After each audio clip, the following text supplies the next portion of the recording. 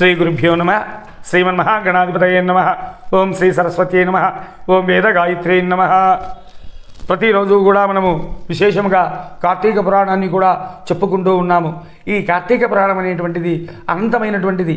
ఎంత విన్నా ఎంత చదివినా తనివి తీరనటువంటి అత్యద్భుతమైనటువంటి విశేషమైనటువంటి పురాణంగా కూడా చెప్పబడుతున్నది. నిన్నటి రోజున చాతుర్మాస్యములు అనేటువంటి ఒక పదాన్ని కూడా చెప్పాము. ఆషాఢ శుద్ధ దశమి రోజున మహావిష్ణువు శయన స్థితిలోకి అంటే నిద్రావస్థలోకి యోగ నిద్రలోకి కూడా వెళ్ళిపోయి కార్తీక శుద్ధ దశమి రోజున కూడా కార్తీక శుద్ధ ద్వాదశి రోజున తిరిగి మేల్కొనడం వల్ల ఉత్తాన ద్వాదశిని కూడా పిలుస్తారు అని చెప్పి మనం తెలుసుకున్నాం. మరి ఆ చాతుర్మాస్య వ్రత ప్రభావం ఎలాగా ఉంటుంది అని చెప్పి ఈ అధ్యాయంలో తెలుసుకుందాం. ఎప్పుడైతే శ్రీ మహావిష్ణువు నారదుని కోరిక మేరకు మునులంతా ఉండేటువంటి ఆ తపోవనానికి వచ్చాడో ఆ మహావిష్ణువును అందరూ గుర్తుపట్టి నమస్కారం చేసి తమ ఆశ్రమానికి తీసుకువెళ్ళి అర్ఘ్యపాద్యాదుల చేత కూడా పూజించి ఆ పరమాత్మను గురించి ప్రార్థించడం మొదలుపెట్టారు అని చెప్పి చెప్పుకుంటున్నాం కదా. ఏ విధంగా స్తుతిస్తున్నారు అనేటువంటి విషయం గురించి మనం ఇప్పుడు చెప్పుకుందాము. ఇందులో జ్ఞానసిద్ధి పొందినటువంటి ఈ 20 శ్లోకాలు కార్తీక మాసమంతా యథాశక్తితో పఠించడం చాలా ముఖ్యమైనటువంటి విషయంగా కూడా చెప్పబడుతూ ఉన్నది. అది శ్లోక రూపంలో ఉంటుంది. దాన్ని భావరూపంలో మనం తెలుసుకుందాం. విధి విదేశాలు ఎరిగిన వారు విన్న వేద వేద్యునిగను నిత్యునిగను అద్వితీయుగను తెలుసుకుని ఉన్నారు. అట్టివాడవు నీవే. సూర్య చంద్ర శంకర బ్రహ్మాదులకు వేల్పులతో కలపబడే పాద పద్మాలు గల రమణీయమైన నిన్ను నేను పలుమార్లు స్తుతిస్తాను. ఓ మహాత్మా, నీవు వాచామర గోచరుడవు. శంకరుడు పూజించే పాదాలు గలవాడవు. సంసార భయాన్ని తొలగిస్తావు. సంసార సాగరాన మునిగి పర్వతాకారులైన శంకరాదులతో ఎల్లప్పుడూ పొగడబడుతూ ఉంటావు. స్థావర జంగమాదులైన సర్వభూతములను భూత భవిష్యత్ వర్తమానములై ఉన్నాయి. అవి అనిత్యాలు, శాశ్వతములు. నీ మహిమ మాత్రం సర్వ ఉత్కృష్టమైనటువంటిది, చాలా గొప్పదైనటువంటిది. నీవు పరాత్పరుడవు. శంకరుడు నీ పాదాలను ఎప్పుడు పూజిస్తూ ఉంటారు. చరాచరంపైన విశ్వమంతా మహాభూతాలతోనూ మహామాయలతోనూ కూడా మాయామయంగాను మాలారూపమైన పర్వత తుల్యంగాను అనేక కారణములు కలదా కనబడుతున్నది. నీ ఒక్కడివి మాత్రమే సర్వసమర్థుడిగా కూడా విరాజిల్లుతూ ఉంటావు. ఓ మురారి, ఓ విచిత్ర రూప, 4 విధాలైన అన్నమును యజ్ఞమును సర్వరూపమైన వాడవు. నీకు ప్రపంచం యొక్క ఆద్యాంతాలను పరిపూర్ణుడవై కూడా ఉన్నావు. ఓ ఈశ్వర, ఓ శివానంద సాగర, ఓ సదా చిత్తిరూప, సర్వానికి స్థానమైనటువంటిది సర్వపురాణ స్థానము అయిన ప్రపంచమును నీతోనే పుట్టి నీయందే నీలమై ఉన్నది. నీవు సకల జనుల హృదయాలలో కిరణాలకు కారణమైనటువంటి ఆత్మస్వరూపుడవు. అన్ని లోకాల చేతే కీర్తించబడే ఈశ్వరుడవు. మనస్సు చేత కూడా సాధ్యం కానివాడవు. మనస్సునందు కూడా నిన్ను ఏ విధంగా ఊహించాలి అని అంటే దానికి కూడా శక్యము లేదు. ఓ నారాయణ, నన్ను కృతార్థుణ్ణి చేయవయ్యా. జ్ఞాన నేత్రులకు తప్ప మానవేత్రులకు నీవు కనిపించవు. ఓ ఈశ్వర, నీకనేక నమస్కారాలు. ఓ నారాయణ, నన్ను కృతార్థుణ్ణి చేయి. ఓ మురారి, నీకు మొక్కులు అర్పిస్తాను. నీ దర్శనం నా విషయంలో వృధా కాకుండాగాక. ఓ పరమేశ్వర, అఖిల లోకబంధ్య సురేశ్వర, ఈశ్వర, నీకు నమస్కారం. నీకు ఎన్ని వలన ఏ విధమైనటువంటి కొరత కూడా రాదు. నీవు దయానిధివి, దాతవు. నేను దీనుడను, సంసారాంబుదిలో మునిగి ఉన్నాను. ఓ నిర్మల, ఓ ఈశ్వర, ఈ లోకంచే నమస్కరించదగినటువంటి వాడా, త్రైలోక్యవాసివైన నీకు నమస్కారం. అనంతుడవు, హంసుడవు, హంసవతివి, పూర్ణ సర్వస్వరూపుడవు, గుణాతీతుడవు, గురువైన నీకు నమస్కారము. నిత్యానంద సముద్రంనున్నవాడా, స్వర్గాపవర్గ ప్రాప్తికి కారకుడైనటువంటి వాడు, సకల విభేదములు లేనటువంటి వాడు, తేజస్వరూపుడైనటువంటి వైకుంఠవాసుడు, నీ పాదపద్మములకు నమస్కరిస్తూ ఉన్నాము. నీ పాదములందలి భక్తి అనే నావనికి వెంట్రుకలనే సముద్రాన్ని దాటి ఆర్తి లోకాన్ని తేజోమయుడవై నిన్ను పొందారు. మానవులు అనేక విధాలుగా ఉన్నప్పటికీ ప్రత్యక్షానువాది తర్క శాస్త్రవాదముల చే ఊహించి ఉన్నారు. నానావిధ పురాణాలు ఆగములు పఠించుటయును పెక్కు శాస్త్రాలు విచారణ చేసి నిన్ను తెలియడం లేదు. చాలా పండితులం అయిపోయినాము, మాకు అన్ని శాస్త్రాలు తెలుసు, అన్ని తర్క మీమాంసాలు తెలుసు, కానీ భగవంతుని మాత్రం మేము ఎందుకు పూజించాలి అని చెప్పి ఆగమ శాస్త్రంలో తెలిసినప్పటికీ ఆయనను పూజించడానికి ముందుకు రావడం లేదయ్యా. కారణమేమో తెలియదు. హరి యందు భక్తి వల్ల జ్ఞానంతో పాదపద్మాలు చేరి నీ మీద భక్తి వల్లనే ఉత్తముడైనటువంటి నిన్ను చూస్తారు. గజేంద్రుడి ధ్రువుణ్ణి రక్షించావు, ప్రహ్లాదుని కాపాడావు, మార్కండేయ విభీషణుని ఉద్ధవుణ్ణి పోషించావు, రక్షించావు, ప్రహ్లాదుని కాపాడావు. సకల సంపదలు విరాజులతో నీకు నమస్కరిస్తాను. ఎన్నో మారు తలచినంత మాత్రాన సకల పాపములను నశింపచేసేటువంటి నీ నామము చాలా గొప్పది. నీ పాదపద్మములకు మా నమస్కారమయ్యా. ఓ మహానుభావ, ఓ తేజస్వరూప అని చెప్పి ఇంకా కూడా చేస్తున్నారు. నీ పాదాలకు మొక్కుతూ నీ పద్మములకు నమస్కరిస్తూ వినయంలో తలదించి ముందుకు పోవాల్సిన వ్యాసాదులు నిన్ను స్తుతించుచు నీ పాదములందరి భక్తి అనే నామనెక్కి పుట్టలకనే సముద్రాన్ని దాటి అర్థి స్తుతించు.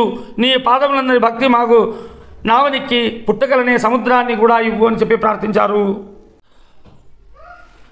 నీ పాదపద్మములకు మొక్కుతూ వినయంతో తలవంచి ముందుకు వెళ్లాల్సిన వ్యాసాదులు నిన్ను స్తుతించుచు నీ పాదములందరి భక్తి అనే నావ ఎక్కి పుట్టుకులనే సముద్రాన్ని దాటి ఆర్తిని తెలుసుకుని తేజోవైడమైన నిన్ను పొందారు.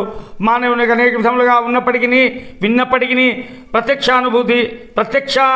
ప్రత్యక్షానుమానాది తర్కశాస్త్ర వ్యాసాలచే వాక్యాలచే ఊహించిను. నానావిధ పురాణాలు ఆగములు పఠించిను పెక్కు శాస్త్రాలు విచారణ చేసి నిన్ను తెలియలేరు. హరి యందు భక్తి వల్ల మాత్రమే జ్ఞానంతో నీ పాదపద్మంలోకి చేరి నీ మీద భక్తి వల్లనే ఉత్తముడైన నిన్ను చూడగలుగుతారు. భక్తి అనేటువంటిది ఎలాగా ఉంటుందంటే, మనం ఇంట్లో ఏదో పెద్ద అలంకారం చేస్తేనో, శాస్త్రాలన్నీ కూడా తెలుసుకుంటేనో, పాండిత్యం అంటా తెలిసి ఉంటేనో మనము దానిని మహావిష్ణువును చేరుకోలేము. మహావిష్ణువును చేరుకోవాలంటే భక్తి జ్ఞానాలు కలిగి ఉండాలి. భక్తి జ్ఞానాలు కలిగిన కారణం చేతనే స్తంభంలో ఉగ్ర నారసింహుడై ఉద్భవించి ప్రహ్లాదుడు కూడా కాపాడాడు. ప్రహ్లాదుడు కూడా హరి అంతటా ఉన్నాడని నమ్మిన కారణం చేత మాత్రమే అతనికి ప్రత్యక్షమైనటువంటి సందర్భం కూడా కలిగింది. అదేవిధంగా గజేంద్ర మోక్షం అనేటువంటి ఘట్టంలో బలవంతమైనటువంటి ఏనుగు మడుగులో దిగితే ఒక ముసలి పట్టుకుంటుంది. లోపలికి లాగుతూ ఉన్నది ముసలి, బయటికి లాగుతూ ఉన్నటువంటిది గజము. ఇటువంటి పరిస్థితులలో చాలా గర్వం ఏనుకు, నా బలం ముందు ఎవరైనా చిన్న చూపే అని. ఆ సమయంలో తన బలమంతా పోయినప్పుడు గజేంద్ర మోక్షంలో చెప్తుంది, లా ఒక్కిందయి లేదు ధైర్యం ఇలా వలంబయ్య ప్రాణములు దక్కెను అది ఏ దిక్కు నాకు అంటే, ఇంకా నా పని అయిపోయింది, నేను చచ్చిపోతాను, నా శరీరము నశించిపోయింది, నీవే దిక్కు అని చెప్పి ఆ గజేంద్రుడు పలికితే సరికించెప్పడు శంఖ చక్రవదం జయదో ఈ సంబంధపడు ఏ సరివారంబు చేరుడు ఆ ప్రగతి మన్నింపడంచు భార్యకు చెప్పకుండా గర్భవంతుడికి చెప్పకుండా ఆయుధాలు తీసుకోకుండా వచ్చి ఆ గజేంద్రుని కూడా రక్షించాడు. మనందరికీ తెలిసినటువంటి విషయమే. అదేవిధంగా ప్రహ్లాదుని తండ్రి అనేక విధములుగా శిక్షించి హింసించి చివరికి మరణాన్ని కూడా ఇవ్వాలని చూసేటువంటి ఒక సందర్భంలో ఇంకా చివరి దశలో ఆ మహావిష్ణువు స్తంభంలో నుంచి ఉద్భవించి దర్శనం కూడా ఇచ్చాడు. అంటే దీని అర్థం ఏమిటి అంటే, నమ్మకం ముఖ్యం. భగవంతుని నమ్మినట్లయితే అన్నీ కూడా జరుగుతాయి. అదేవిధంగా మార్కండేయుణ్ణి, విభీషణుణ్ణి, ఉద్ధవుణ్ణి కూడా నీవు పోషించావు. కీర్తి సంపదలతో విరాజుల వాడవైన నీకు నమస్కారములు. నిన్నొక్కసారి తలచినంత మాత్రం చేత సకల పాపాలు నశింపజేసే పాద పద్మములను కూడా పొందుతారు. నిన్ను తలచినంత మాత్రం చేత సకల పాపాలు నశించిపోతాయి. అటువంటి నీకు నమస్కారము. ఓ కేశవ నీకు నమస్కారం, నారాయణ నమస్కారం, ఓ విష్ణువు నీకు నమస్కారం, మధుసూదన నీకు నమస్కారం, దేవదేవేశ నీకు నమస్కారం, మహామతి త్రివిక్రమ నీకు నమస్కారం, వామన నీకు నమస్కారం, శ్రీధర నీకు వందనం, ఋషికేశ నమస్కారం, పద్మనాభ నమస్కారం, దామోదర నమస్కారం, సంకర్షణ నమస్కారం, ఓ గుణనిధి నన్ను కాపాడు. ఈ విధంగా జ్ఞానసిద్ధి ప్రార్థించడం విన్నటువంటి శ్రీమన్నారాయణుడు మందహాసంతో, ఓ జ్ఞానసిద్ధి నీ స్తోత్రానికి సంతోషించాను. ఏదైనా వరం కోరుకోమంటే చిన్న ఆజ్ఞ జ్ఞానసిద్ధి కూడా అడుగుతున్నాడు. ఓ మురారి, నా మీద ఉండే దయ నా మీద నీకు దయ ఉంటే నీ పాదం నాకు ఇవ్వు, అంతకంటే వేరే కావాల్సింది ఏమీ లేదు అన్నాడు. అప్పుడు శ్రీహరి ఆ కోరిక ఈ విధంగా నెరవేరుతుంది, నీకు మేలు జరిగి మరొకటి ఇస్తాను అని చెప్పి ఇవ్వబుద్ధి చెప్తాను విను. కొందరు బుద్ధి లేక దురాచారుల్ని ఆశ్రయిస్తారు. వాళ్ళ కొరకు పాపరికము వేదోక్తమైన వ్రతాన్ని ఒకదాన్ని నియమిస్తాను. నేను లక్ష్మీ సమేతుడై ఆషాఢ శుద్ధ దశమి నాడు క్షీరాబ్ది యందు అంటే పాల సముద్రంలో కూడా శయనిస్తాను. తిరిగి కార్తీక శుద్ధ ద్వాదశి నాడు ఆ పాల సముద్రంలో నుంచి కూడా బయటికి వస్తాను. ఈ 4 నెలల కాలము నేను యోగ నిద్రలో కూడా ఉంటాను. నన్ను ఎవరైనా వ్రతాల చేత దానాలు చేత పూజిస్తే వారి పాపాలన్నీ తొలగిపోయి నా సాన్నిధ్యమైనటువంటి విష్ణులోకం కూడా కలుగుతుంది. నా తృప్తికి కారణమైన ఈ 4 నెలలలో ఈ వ్రతాన్ని చేయని వారు నరకాన్ని కూడా పొందుతారు. ఆజ్ఞ ప్రకారం చాతుర్మాస్య వ్రతం చేయని వారు బ్రహ్మ హత్యాపాతకం, బ్రహ్మను చంపడం మహాపాపం. అటువంటి బ్రహ్మను చంపితే ఎంత పాపం వస్తుందో చాతుర్మాస్య వ్రతాన్ని కూడా విడిచిపెడితే అటువంటి పాపాన్ని కూడా వస్తుంది అని చెబుతూ ఉన్నారు. నిద్ర, సోమరితనం, మొద్దుతనం, పుట్టడం, గిట్టడం, దుఃఖం మొదలైన వాటి వలన మనకు బాధలు కలిగి వారి భక్తిని పరీక్షించే నిమిత్తము వారిని నిద్రపోతూ నటిస్తారు. నా ఆజ్ఞ ఎవరు ఎలా నెరవేరుస్తారో వారి ఎవరైతే ప్రియాన్ని ఎవరు కలిగిస్తారో వారు వాక్కాయజములైన వారి పాపాలన్నీ కూడా తొలగిపోతాయి. ఈ స్తోత్రాన్ని చేసినటువంటి వారు 3 సంధ్యల్లో కనుక పఠించినట్లయితే వారికి శివ సాయుధ్యము, మహావిష్ణులోకము కూడా కలుగుతుంది. ఇన్ని విధములైనటువంటి శ్లోకం చేసినటువంటి మీకు శుభము కలుగుగాక, జయము కలుగుగాక. ఓ మహాముని, ఈ వాక్యాన్ని శ్రీహరి చెప్పిన వాక్యాన్ని మీకు చెప్పాను. ఈ చాతుర్మాస్య వ్రతంలో అన్ని వ్రతాలలో ఉత్తముడు కానీ విష్ణుప్రియులైన సాధువులను కానీ చాతుర్మాస్యం రాగానే చాతుర్మాస్య వ్రతాన్ని ఆరంభించాలి.